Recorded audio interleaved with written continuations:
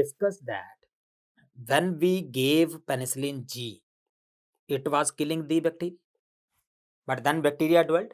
Yes, bacteria dwelt penicillinase, beta lactamase. Bacteria dwelt beta lactamase. Then what we did? We dwelt the penicillins which were wide spectrum. The one penicillin can kill large number of bacteria. So then the bacteria thought, they had a meeting, they thought that humans have done one thing, that one drug can kill many type of bacteria. Why don't we do such thing? We will develop such a security guard, will develop such a person which can kill many type of antibiotics. Yeah.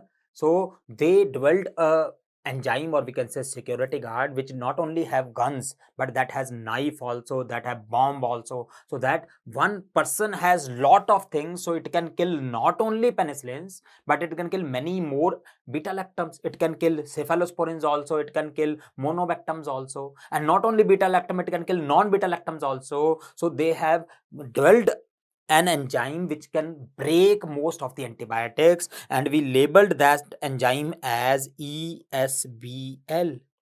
The name is extended spectrum beta lactamase. So the name says that it has extended spectrum, means it can not only kill penicillins but it can also kill other beta lactams. But what the name is not telling, it is telling that it is a beta lactamase, but the name is not telling that it can break non beta lactams also. Not only beta lactams, it can break non beta lactams also. So ESBL, if a bacteria develop, commonly the bacteria which develop ESBL is Klebsiella.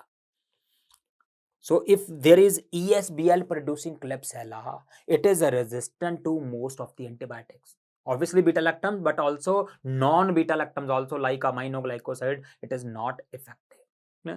So any bacteria which has ESBL, it is very dangerous bacteria. It cannot be killed by many antibiotics. But ESBL has two limitations. Although it is a very good enzyme, it is a good security guard, but it has two limitations. One, if a person comes with bulletproof jackets, then it cannot do anything. So that means it can be inhibited by beta lactamase inhibitors. Can be inhibited by drugs like clavulanic acid, sulbactam, tazobactam. They can inhibit this. And second, it can break most of the antibiotics, but not carbapenems. It cannot break carbapenems. So that is the advantage of carbapenem we are going to discuss. Carbapenems are effective even against ESBL producing bacteria. These are effective against ESBL producing bacteria. Most of the drugs become ineffective against ESBL producing bacteria, but carbapenems are effective. Because they are effective, obviously they are a drug of choice. They are drug of choice.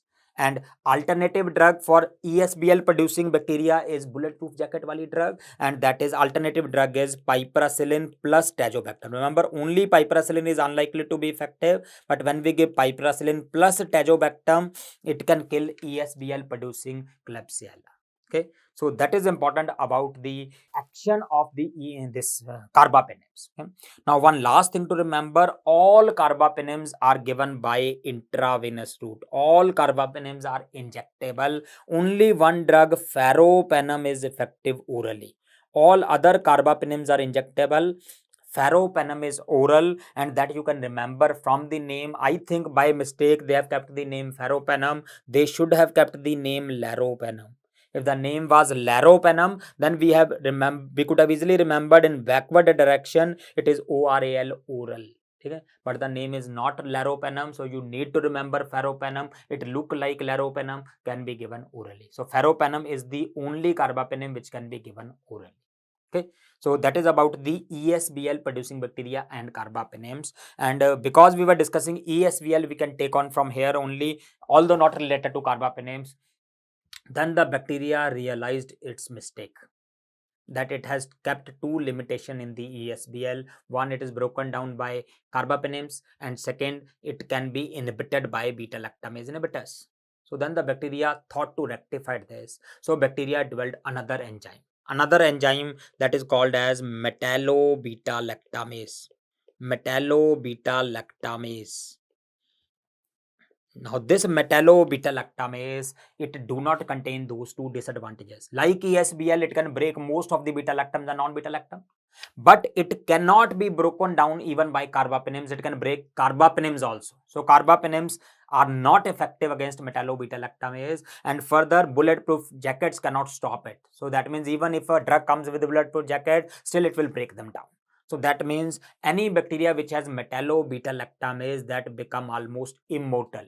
So no drug can kill that bacteria. So such a bacteria was initially isolated from New Delhi.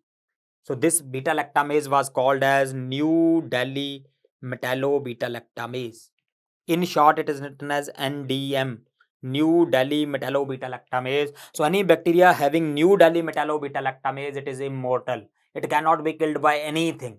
Remember, no beta-lactam is effective, no non-beta-lactam is effective, even carbapenems are not effective, even bulletproof jackets do not work. So we searched, and we found the drug for this also. And the drug is colistin. So colistin is the drug which is effective against metallo-beta-lactamase producing bacteria. So this type of bacteria, when came to existence, it was very popular that this bacteria was called as superbug, because that cannot be killed by any antibiotic. But now we have discovered the drug against the superbug, it is colistin. So colistin can kill even those bacteria which have metallo-beta-lactamase.